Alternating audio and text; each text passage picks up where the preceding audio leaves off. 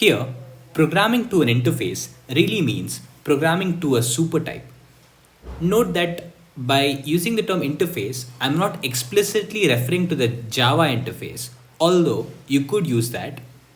Programming to a supertype means that the declared type of the variable should be an abstract class or an interface, so that this object assigned to those variables can be any concrete implementation of the supertype. Let us understand the same with the help of an example. Here's what programming to a concrete implementation looks like.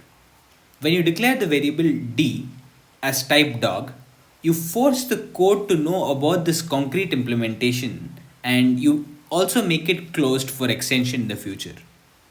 Instead of this, you can program it to an interface or a supertype. So the class here doesn't really need to know about the actual object types present at all, and the object types could change as per requirements in the future.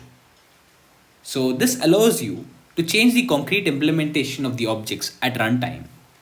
And we don't really need to care about what the actual animal subtype is as long as it responds to this make sound method call.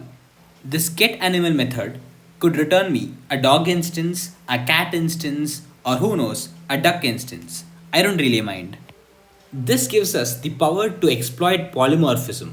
So, by following this design principle, we are ensuring that the actual runtime object isn't really locked into the code.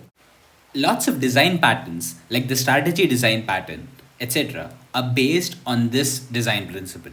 So, it's important that you wrap your head around this.